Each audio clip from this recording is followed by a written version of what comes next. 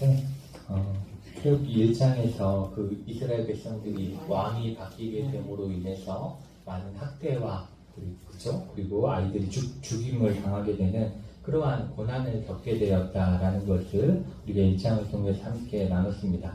그리고 이렇게 남자아이가 태어나자마자 모두 나일강에 던져 죽이라 이렇게 명령한 것은 약간 떠오르는 똑같은 사건이 생각나지 않으세요? 동방박사가 그죠? 예수님에 대한 소식을 듣고 갔을 때 헤롯이 그죠? 모든 아이를 다 죽이게 하는 그 일을 이렇게 떠올리게 하는 그러한 모습을 우리가 발견을 할 수가 있습니다. 그렇지만 그러한 가운데서도 하나님께서는 하나님의 일들을 계속해서 이루어 가시고 또한 그러한 어려운 상황 가운데서도 계속해서 생명은 태어나는 일들이 계속 되어졌다는 것을 우리가 말씀 속에서 알 수가 있습니다. 그렇게 어려운 가운데서도 다 결혼도 하고 자손도 낳고 이러한 일들이 계속 되어진 거죠. 그것은 어찌 보면 하나님의 그러한 섭리와 같은 일들이기 때문에 그 일들이 이루어졌다는 것을 볼 수 있습니다. 그러한 상황이 2장 이제 시작되면서 나오게 되는 거예요. 그렇게 고난 가운데서도 여전히 결혼도 하고 자녀도 낳게 되는 그 일들이 이루어지고 있는데 1절에서 레위 가족 중 한 사람이 가서 레위 여자에게 장가들었다 이렇게 기록을 하고 있습니다. 그런데 여기서 보시면 레위 가족 중 한 사람, 남자와 레위 여자 이렇게만 등장하지 모세의 부모의 이름에 대해서는 여기서 전혀 언급하지 않습니다. 한참 뒤에 나와요. 그래서 우리가 이제 복음성가 중에 되게 유명한 복음성가가 요게벳의 노래 뭐 이런 것들이 있는데 여기서는 그 이름을 밝히고 있지 않습니다. 지금 현재는. 그렇게 해서 이제 장가를 들었는데 그 2절에 보시면 여자가 이제 임신을 하여가지고 아들을 낳게 됩니다. 아들을 낳게 되는데 이 아이가 너무 잘생겼다라는 거예요. 저는 태어난 애기 중에 이쁜 애 잘 모르겠는데 여기는 어떻게 태어나자마자 얼마나 이뻤는지 잘생겼다 이렇게 표현하고 있는데 잘생긴 것을 보고 6달 동안 그를 숨겼다 이렇게 표현을 하고 있습니다. 그런데 이 잘생겼다라는 말이 성경 창세기에 어디서 쓰여 있냐면 하나님께서 천지를 이렇게 창조하실 때에 하나님이 보시기에 좋았더라. 이게 이 표현하고 똑같은 거예요. 하나님이 보시기에 좋았더라. 이 토브라는 단어인데 하나님 보시기에 좋았더라. 이렇게 말하고 있는 것처럼 여기서 잘생긴 것을 봤다. 이것은 이렇게 보기에 좋았다. 이러한 표현인 거죠. 그러니까 어찌 보면 이 단어를 통해서 이 잘생긴 것을 보고라는 단어 속에서 우리가 뭘 깨달을 수 있는 거냐면 하나님께서 여기서부터 또다시 새로운 이스라엘 백성들을 창조해 나가는 그 일들을 시작하시는 그 역사가 시작되어진다는 것을 표현을 하고 있는 거라고 해석해 볼 수도 있습니다. 그렇게 해서 이제 잘생겼기 때문에 이 아이를 6달 동안 잘 숨기게 됩니다. 그런데 도저히 이제 더 숨길 수가 없어가지고 그를 위하여 갈대 상자를 가져다가 역청과 나무진을 칠하고 아기를 거기 담아 나일강과 갈대 사이에 두었다. 이렇게 3절에서 말씀을 하고 있습니다. 그런데 여기서 우리가 주목해봐야 되는 단어는 뭐냐면 상자라는 말이에요. 상자라는 말인데 이것이 어떠한 단어와 똑같은 단어냐면 노아가 방주를 만들잖아요. 거기서 그 방주와 똑같은 단어가 상자입니다. 그러니까 이게 그 의미와 비슷한 의미를 담고 있는 거예요. 그러니까 노아의 방주를 통해서 하나님께서는 그 안에 있는 짐승과 사람들을 살려내셨죠. 그렇죠? 그러한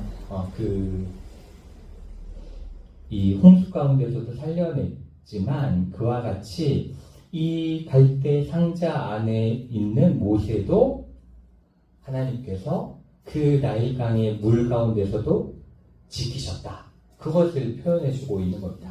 방주 안에 있는 사람들이 하나님께서 살리신 것처럼 이 갈대 상자 안에 있는 모세도 하나님께서 살리셨다라는 것을 이야기하고 있습니다.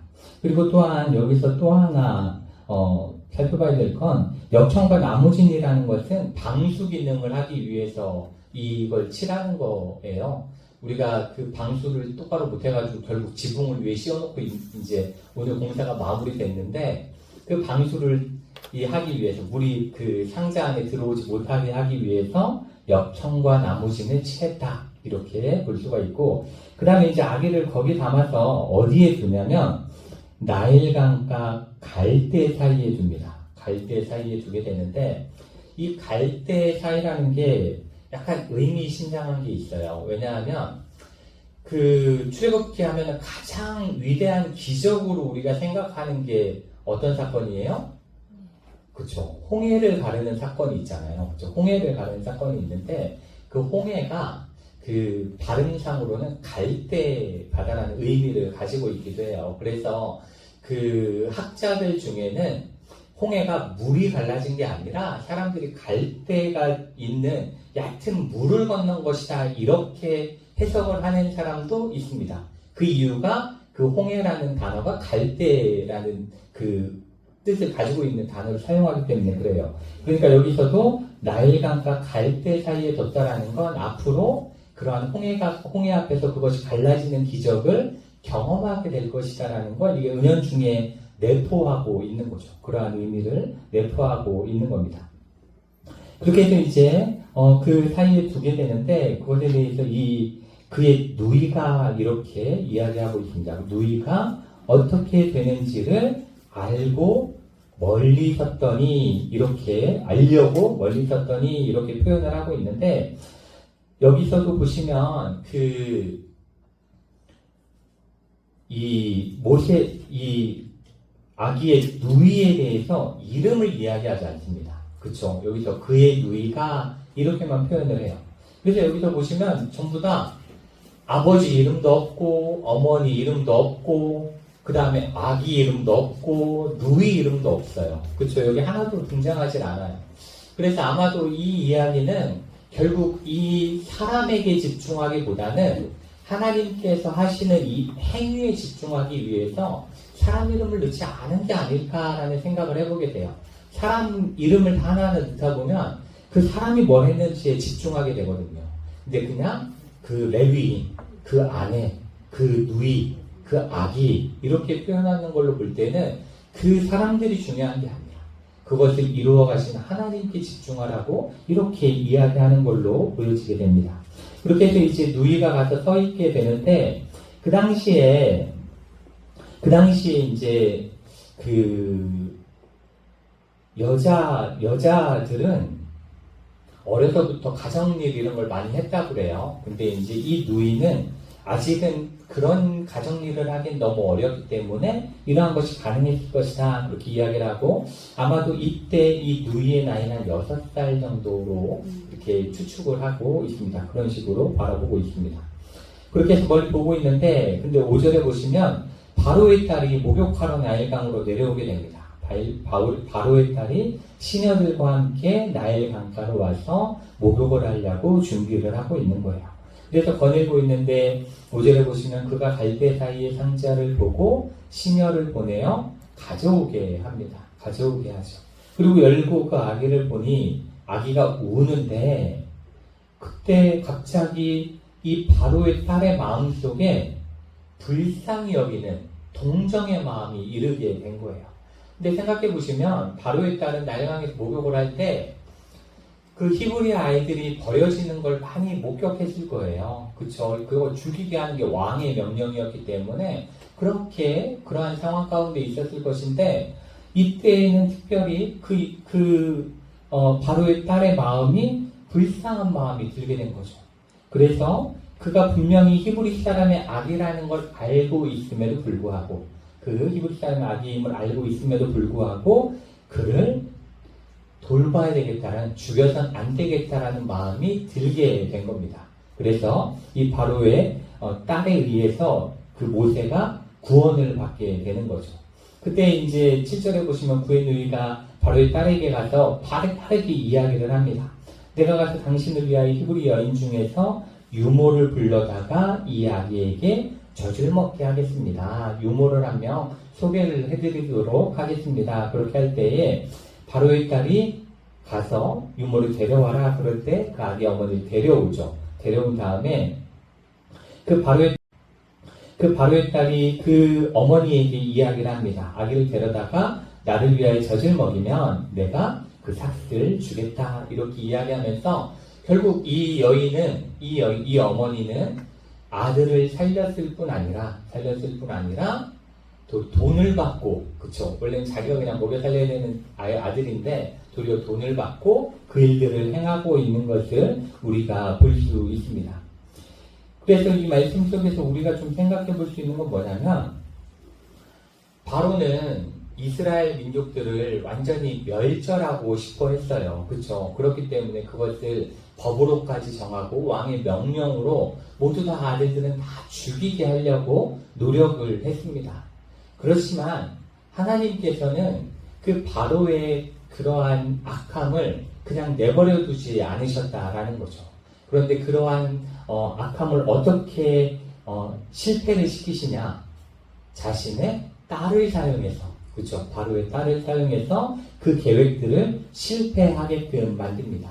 그리고 정말 그 바로가 가장 원치 않았던 시나리오가 바로의 바로 밑에서, 그렇죠? 바로의 궁 안에서 점점 이루어지고 있다는 것을 우리가 이 말씀 속에서 찾아볼 수 있습니다. 그렇기 때문에 이 당시 아무리 바로가 그렇게 강하게 왕의 힘을 가지고 이스라엘 민족들을 죽이려 했다 할지라도 하나님께서는 그것을 그대로 두지 않으시고 그 안에서 계속 일하고 계시다라는 것을 여기서 말씀하고 있습니다. 그런 다음에 그 10절부터 보시면 그 아기가 자라매 바로의 딸에게로 데려가니 그가 그의 아들이 되니라. 그가 그의 이름을 모세라 하여 이르되 이는 내가 그를 물에서 건져내었습니다 하였더라. 이렇게 말씀하고 있는데, 여기서 우리가 좀 한 가지 궁금할 수 있는 건, 여기서 이 아기의 이름이 이제 등장하게 되는데 이 이름은 그 부모가 지어준 게 아니에요. 그렇죠? 바로의 딸 공주가 지어준 이름이 모세입니다. 근데 이 모세의 원래 이름을 아무도 몰라. 그렇죠? 이야기하지 않아요. 이 이름만 이야기를 하고 있습니다. 이 2장에서 완전히 그 엄마 아빠의 이름, 누이의 이름, 이 아기의 원래 이름도 밝히고 있지 않아요. 그럼 원래 이 아기의 이름은 없던 것이냐? 그게 아니에요. 이 히브리 사람들은 아기가 태어나면 가장 먼저 하는 게 이름을 짓는 일입니다. 제가 미국에서 저희 아이들을 둘 다 낳았는데 미국의 시스템이 딱 이래요. 미국은 아기를 낳잖아요. 그러면은 아기를 낳자마자 출생증명서 이렇게 서류를 줘요. 거기 다 적어야 돼. 우리나라는 어때요? 뭐 한 달 있다가도 출생신고하고 뭐 옛날에는 아기 그냥 언제 어떻게 될지 모르니까 한참 뭐 몇 년 있다 하기도 하고 막 이랬잖아요. 그래서 뭐 원래 바로 낳자마자 이름을 짓듯이 이때 히브리인들도 그랬던 거야. 낳자마자 이름을 짓는 게 관례였는데 이 분명히 이름이 있었을 건데 그 이름을 밝히고 있지 않아요. 그래서 그게 우리가 끝까지 알 수 없는 이름이 모세의 친 이름이다. 진짜 이름은 우리가 알 수 없다. 그렇게 되어져 있지만 중요한 것은 이 모세가 이 바로의 궁에 들어가가지고 이제 그 바로의 왕궁의 교육을 받게 되잖아요. 보통 그런데 이집트에서 왕족의 자녀들은 보통 교육을 몇 년 동안 했냐면 대략 12년 정도 했다고 합니다. 그러니까 젖을 떼고 난 다음에 조금 한 유치원 때부터 이제 이집트 왕궁에 들어갔을 텐데 그때부터 한 12년 정도를 교육받은 걸로 보여지게 되고, 그럼에도 불구하고 이 11절부터의 말씀을 보시면 모세가 장성한 후에 밖에 나가게 되는데 자기 형제들에게 나가서 그들이 고되게 노동하는 것을 봤다. 이렇게 이야기를 하고 있어요. 이게 굉장히 좀 독특한 이야기라고 우리가 볼 수 있는데, 왜냐하면 굉장히 어린 나이에 모세는 바로의 궁에서 바로의 딸의 아들로, 그렇죠? 양아들로 자랐어요. 그러면은 보통 우리의 생각에 정체성이 애굽인이라고 생각하지 않을까? 이렇게 생각할 수 있는데 모세는 그렇지 않았다라는 거예요. 그래서 이것을 통해 정말 이 모세의 부모가 둘 다 레위인이었기 때문에 그 아기가 바로의 궁에 들어가기 전에 그 정체성에 대해서 정말 교육을 잘 해놓은 것 같다. 그 정체성을 잃지 않도록 그 사이에 무슨 일이 장정할 때까지 있었는지 정확하게 알 수 없지만 정말 그 바로의 궁에서 애굽의 도를, 그쵸? 애굽 왕족으로서의 교육을 12년 넘게 받았음에도 불구하고 여전히 자신의 정체성을 명확하게 알고 있는 사람이었고, 심지어 그 모든 왕족의 특권을 가지고 있었음에도 불구하고 모세는 자기 민족을 사랑하는 그 애국심이 굉장히 강했다. 그쵸? 그래서 여기서 11절에 보시면 자기 형제들이 고되게 노동하는 것을 봤는데 어떤 애국 사람이 한 히브리 사람 곧 자기 형제를 치는 것을 봤을 때 주변을 둘러봐서 아무도 없으니까 그 애국 사람을 쳐 죽여서 모래 속에 감추는 일을 한 거예요. 어찌 보면 그 타국에서 자란 그러한 친구들을 보면 이 정체성이 굉장히 약하거든요. 도리어 이제 미국이나 이런 큰 나라에 사는 그 이민자들은 자기는 한국인이기보다는 그 나라의 시민권자이기를 그 나라 사람이 훨씬 더 바라는데 여기는 노예가 히브리인임에도 불구하고 애굽 사람이길 원하지 않고 히브리 사람이길 원했다라는 거죠.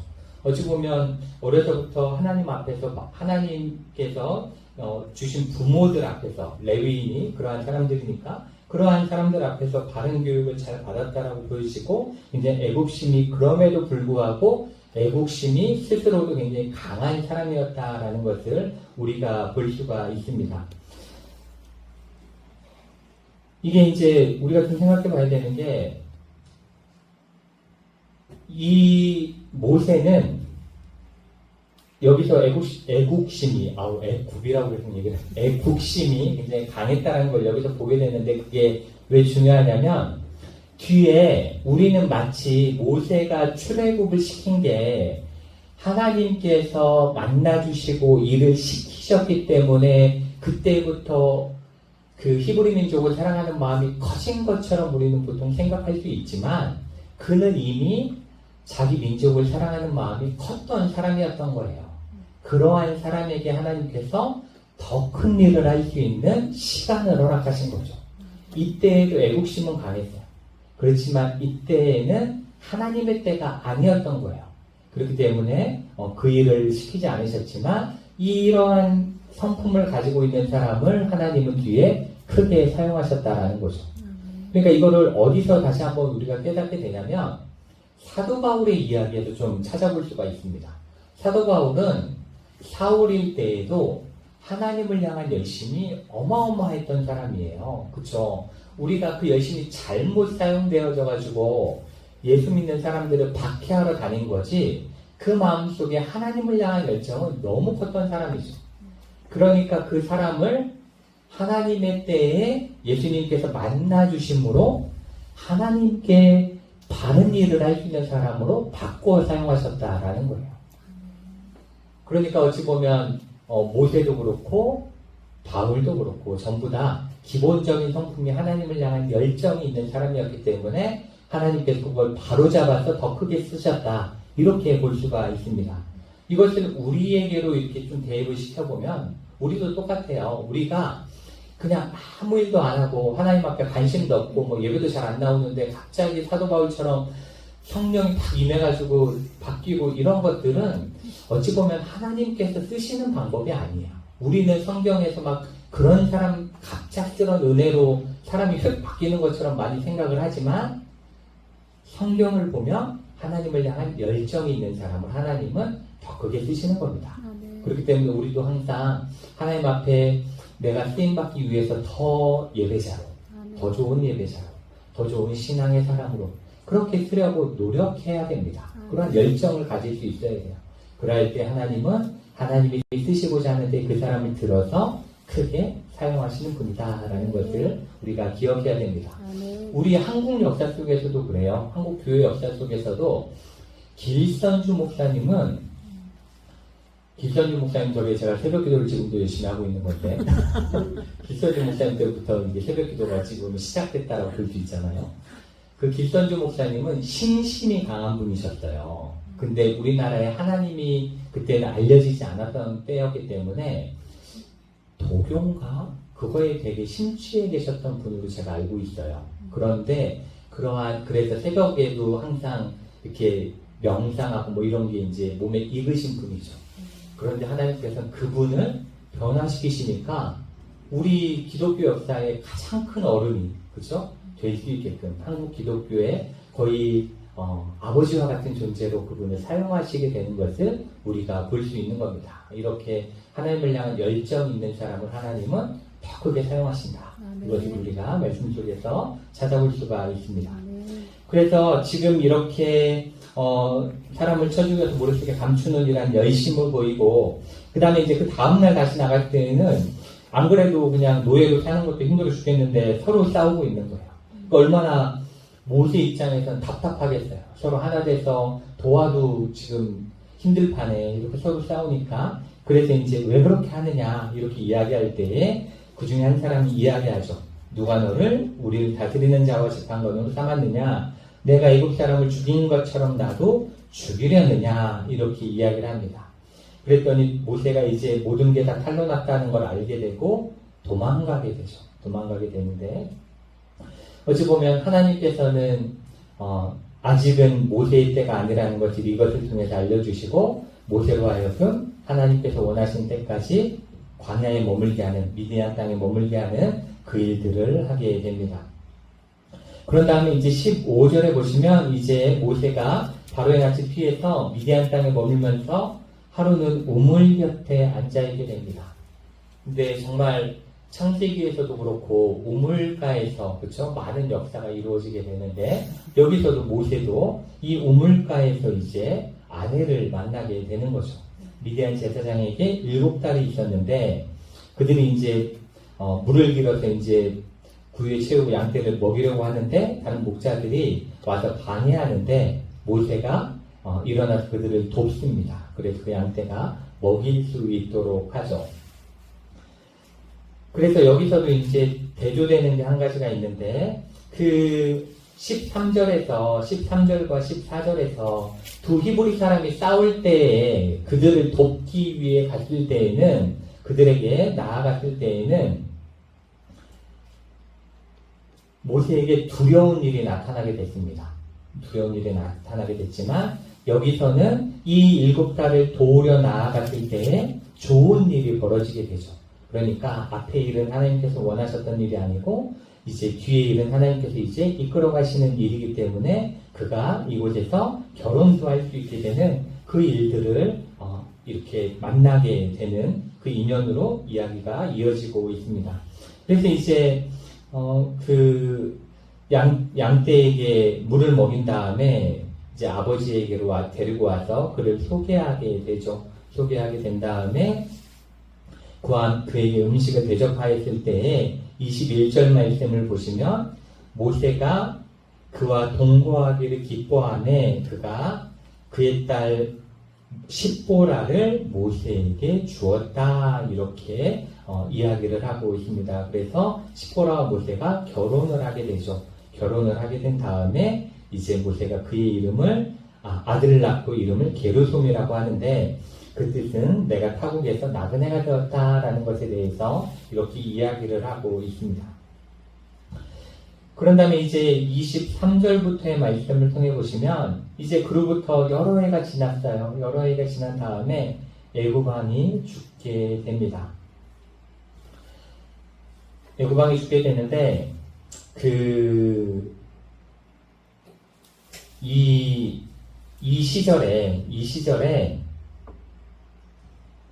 이 애굽에서는 왕이 죽고 새로운 왕이 태어나면, 새로운 왕이 이제 등극을 하게 되면, 어찌 보면 좀 노예들을 이렇게 해방시켜주는 그러한 일들이 있었다고 해요. 그러한 일들이 있었고, 그래서 그럴 때 이 노예였던 사람들이 부르던 노래가 있다고 합니다.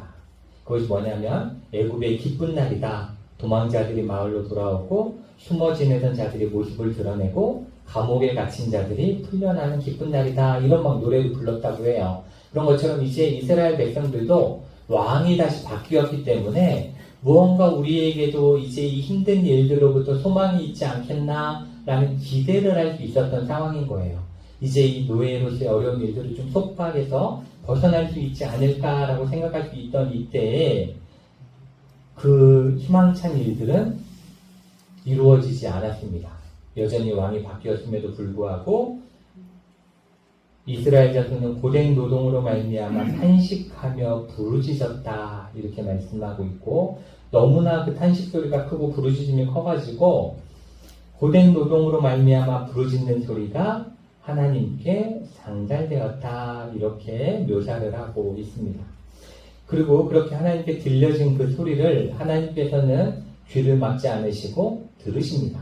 들으신 다음에 하나님께서 그 소리를 들으신 다음에 아브라함과 이삭과 야곱에게 세운 그의 언약을 기억하셨다 이렇게 말씀을 하고 있습니다.